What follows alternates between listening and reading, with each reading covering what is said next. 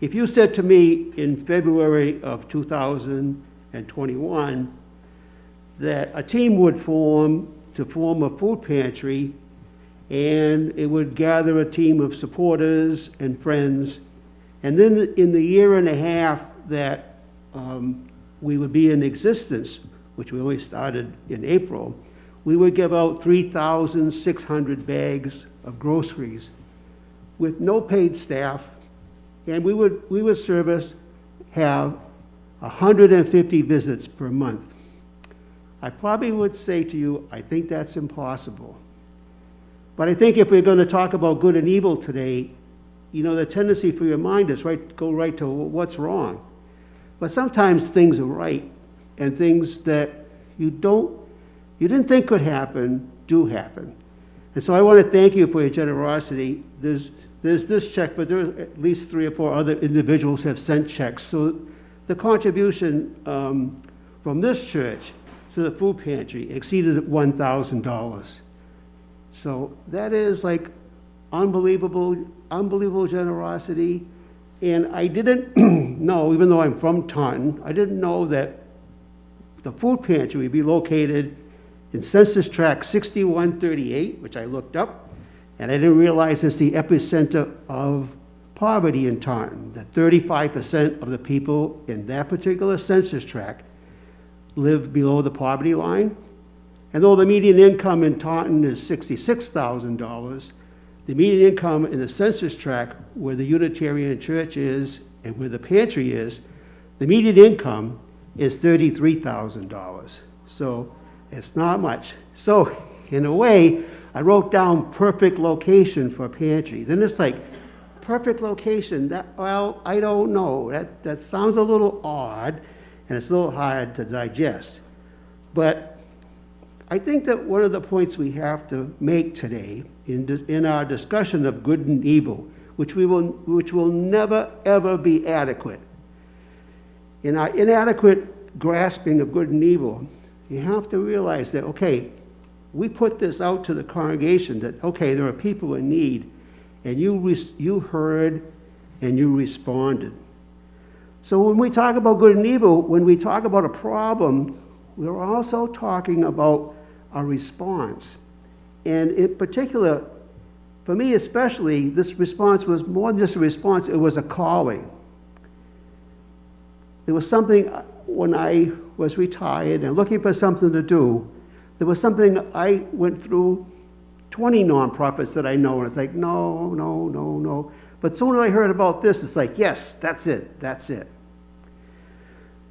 So in your own response to good and evil, you might think about how you personally have a calling.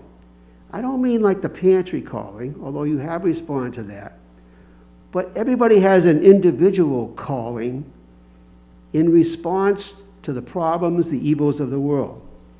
It could be that you want to work on the climate, that when you hear about the climate, there's something about that, oh, I just got to work on that.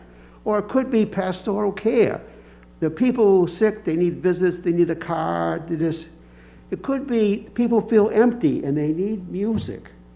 And music is your calling. So as you perceive, or because they're in a time when we feel kind of bombarded by evils, hear the evil, but then listen for your calling.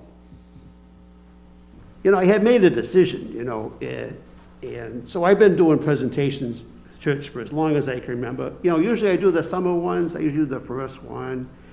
So I thought, I don't know how many years, 15 plus years. I thought, okay, you know, you've heard me, I think I could retire. I think I'm done, you know, I don't have anything else to say. I don't know, you know, what I would say next. And I think, well, you know, plenty of other people give really good presentations. I'll just move along. So then the worship committee calls, and I need to thank them, by the way. We should all thank all the worship people, because it is not easy to organize stuff during the pandemic, obviously, you know, and you should see the number of emails saying, oh, we can't do this, we have to do this, now you gotta do that. Okay, so flexibility is sort of the name of the game right now. But we need to thank them because they do a great job and they're very flexible. But anyway, I decided that, I wasn't going to do this anymore. And then I got a call from the worship committee saying, well, Peter's on vacation. They also said, we don't want to pay anybody, so hey. So I got the chief help designation. I don't know, this is like a compliment, I guess? I don't know. So it's like, okay, so when I say, I don't, and I have like these attacks of vertigo, so I have a little bit of fear about they're not dangerous, but you have a fear of putting things on your calendar because you're not sure when you're going to feel a little dizzy. So when Vi called me, she said, well, I talked to Natalie and I think Tanya, those are the people to blame, okay. Said, would you do the presentation? Would you do a presentation and you could do it on good and evil? And it's like, okay, so good and evil, that seems impossible. Like, okay, this is beyond. I've taken a course in theology of good and evil in Rome and a course in philosophy on good and evil in Boston. And I don't know anything I don't retain anything, I don't have any insight. So I thought, okay, so rather than just say no, I said, I will think about it. So I have the collected works of Carl Jung, which I do not recommend to you because they're practically inscrutable. But if you spend a few years trying, you could eventually learn the language. But I have this book, which is like the shorthand version of Carl Jung's, which grabs the sort of insightful paragraphs out and puts them in an anthology. So this is my cheat sheet book to Carl Jung. So I thought, okay, so I do a presentation. So I put my finger like this into the book, and I open up the book, and it's the chapter on good and evil. It's like, okay, so close the book, put that book down. So then I was thinking, I thought, what songs go with good and evil? So I'm looking for the table of contents in the hymnal, and I open the hymnal not to the table of contents, but to the first hymn, which says, may nothing evil cross this door. So, if you're a Jungian, this is called synchronicity. So, you can call it coincidence. But this is what, taking my mask down now, this means listen carefully. You could call it coincidence and use your reason, use your sharp intellect to separate you from the imagination of your soul. Do not use the sharpness of your intellect to cut away the imagination of your soul. So, to me, because I listen with a purpose, and these things, I said, okay, I'm going to do this. Just want to make one other notation about this. Because a lot of what I do in analysis is just careful observation. Those things that happen, I put my finger there, open the book, I didn't do that. Those things happen to me. When things happen to you like this, it's evidence that there's something else out there. There are more things than we know. There are forces out there. The forces of evil are not the only forces at work in the world. There are forces for good. So it's good to take a moment to remember our own commitments and notice these spontaneous reactions that we have that bring about a spontaneous goodness. And perhaps it suggests that this spontaneity comes from a transcendent ground.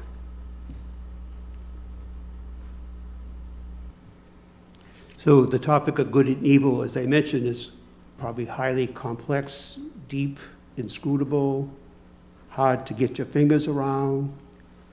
So sometimes if it's deep and inscrutable, the way to deal with it is to go light. And I'm going to deliberately go light at first, but don't be fooled. But I do want to make one point first. Your mind is often like a compass. You know, a compass has 4 points, you know, north, south, east, and west. And depending on how you look at or where you're facing, you can turn that compass, okay, north and south, east, west, turn it. So in the question of evil comes up, the compass goes almost immediately into judgment. So when we want to know about evil, generally speaking, what happens is we want to know what is wrong with them. That's just the way it is. And we don't even mean to do it, but it's just like, okay, something is wrong with them. Now, honestly, it doesn't mean that there's nothing wrong with them, okay? Because there's a reason why this function is there. We need a judging function. I know it'd be cool to say, oh, no, don't judge, but no, we need to retain your judgment function. But my favorite story about judging is quite light. It has to do with the grocery store. Dave makes fun of me for talking about Truckey's grocery store too often, you know, but now actually I know all the prices because I'm a food pantry guy. I know all the prices of everything everywhere. So I'm at this grocery store, and the second to last aisle is the cat and dog food aisle, you know, but I didn't need any cat and dog food. So I went past it, but I glanced down, and I see a woman staring at the cat food place. And so I go my 2 more aisles, which is the bread aisle and the frozen food aisle, in case you're wondering. And then I get my stuff, and so minutes have expired, and I come back, and I look, and that woman is still standing there looking at the cat food. So I'm thinking, this is how my mind works spontaneously, thinking, oh, yes, what if that, she's like stupid. Why can you spend 10, 15 minutes looking at the cat food aisle? What is wrong with her? And then I got a cat. So you go down the cat food aisle, and it's like, no, this is the store brand of the cat food. No, this is the 9 Lives. I gotta go to the fancy feast aisle. And then, Barbara, you following this, Barbara? I gotta go to the fancy feast aisle. I gotta get the salmon, but I gotta get not the salmon pate. Or the salmon shreds. I need the salmon in gravy. It's like, I have become that woman. It's like, oh. So with judgment, it has a function, but you got to be careful because it often will sneak up on you and grab you.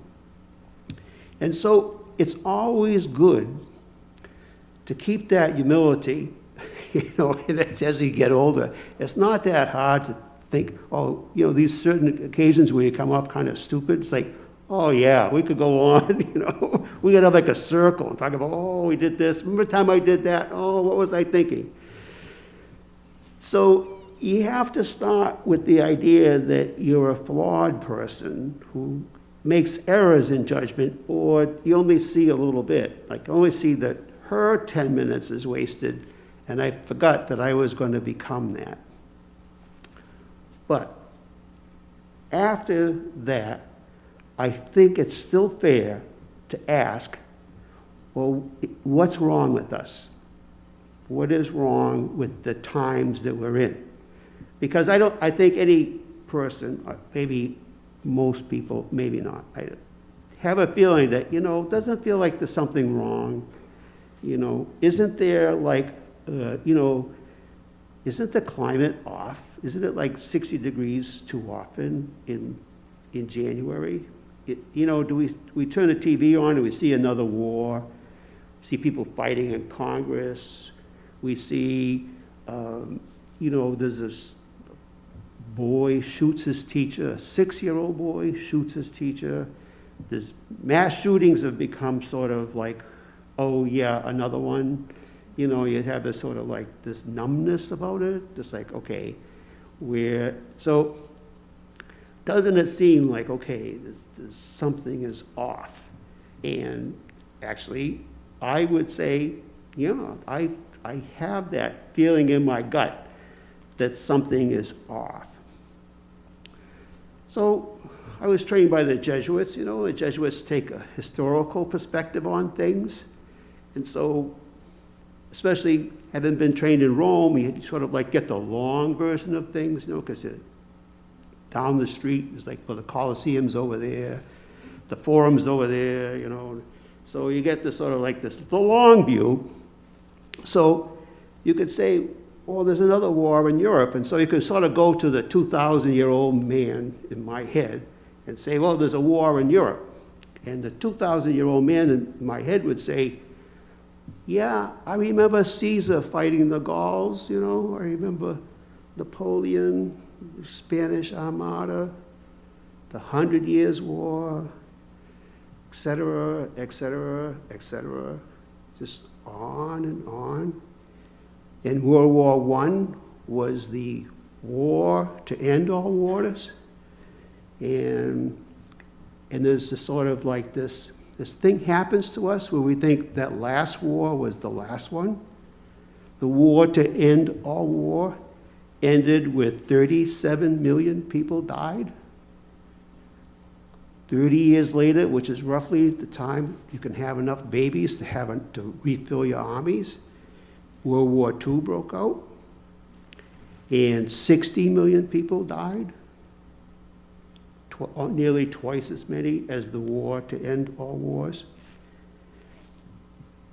So you can look at some positive developments of that, though, and say, well, the European Union was formed. It's not an accident, or it wasn't merely an economic thing. It's like the world got sick of the Europeans fighting each other. They used to fight each other even here in the, you know, in their colonies and stuff like that. So that you think, okay, was there some progress? So in the Ukraine, we don't really know how many casualties there have been, but they have, let's say 30,000 people. So if you take the long vision of history, you'd say, well, this war is like waves. The waves keep coming. So in some sense, this wave is smaller. Okay, so that helps me a little bit. Like if you're a mother in the Ukraine and your house was hit by a rocket, I think referencing the Battle of Stalingrad where 2 million people died, I don't think that helps. So we would have to tell the person in the 2,000-year-old person in my head, well, it only helps a little. I mean, you can think of it in terms of January 6th, you know, we had the insurrection at the Capitol and a policeman died. You can go back and say, well, in 1812, the British burned the Capitol down. In 1862, General Lee took an army of 40,000 men down the Shenandoah Valley to attack the Capitol. They were stopped at the Battle of Antietam, and 23,000 people died defending the Capitol. So is that better? Is it better now? I don't know. If you're the family of the policeman who died, you don't know. It doesn't really help. It just helps us get grounded in the pervasiveness of evil, that it happens in waves, and seemingly after the wave, there's some kind of correctiveness. This is like the global perspective of, okay, after a wave of evil, there seems to be a sort of a gyroscopic function to the world where things strike another balance. So this is on the macro level, but on the personal level, we talked twice earlier about, well, when you see an evil, like, okay, people don't have enough food, we start a food pantry. People need visits, you have pastoral care. People need music to inspire them. So we're always having this balance is always taking place. And I think that we have to recall that there is balance. At the same time, we have to be alert to saying, okay, we could just feel that things are out of balance. Again, I don't have any macro insight into this wave of good and evil, but I want to go small again with an episode from the pantry that I think might be helpful, but only up to a certain point. I'm only going to bring you to a certain point, then you have to take it to the rest of the way. So I'm at the pantry one day. The same people come most of the time. You recognize most of the faces, 75% of the faces. Hi, hi, hi. So off to the side, I hear this woman who has a cane, because she has a cane, and she forgot at the pantry one time, so I know her a little bit. So I hear her say to this, she must be, let's say, over 75. She says to this guy who's about 65, I'm going to punch you in the nose. Now she has my attention. So he has my attention, and I flash through my mind, okay, if this keeps on, because she's had some incidents before, I'll have to ask her not to come to the pantry. And this is a very unpleasant part of my job, but I will do that because my job is to preserve this place as some kind of order. So anyway, I asked her what's wrong. Well, and I am not lying, they were having a fight over where we used to keep the toilet paper. She said, hey, you can't make this stuff up. It's like, he says that your toilet paper used to be here, but the toilet paper is here now. So I said, yeah, last week I moved the toilet paper from here to here, so you're both kind of right. It's like, okay, and then I'm thinking, head scratching things happen. It's like, whoa. So anyway, she comes back to the pantry the next week. And so I thought, I'm going to keep an eye on her because she's kind of a pistol, So I go and I ask her, say, so, well, how are you doing? And she says, I'm really not doing that well. Last month, my brother died. My sister has cancer. My husband divorced me and left me sort of in poverty. And it's like, oh, okay, I got it. See, where I had my judgment function out, I was like, I'm going to throw you out of the pantry. And now, half accidentally, I just said, how are you doing? All of a sudden, oh, I think I see you now.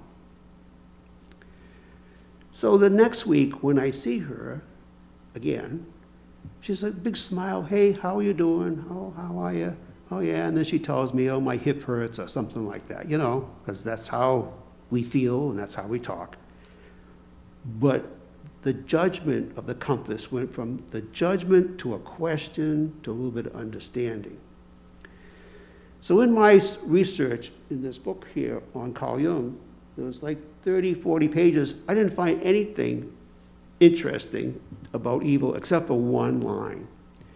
He said, evil is often engendered or created by the refusal to accept legitimate suffering.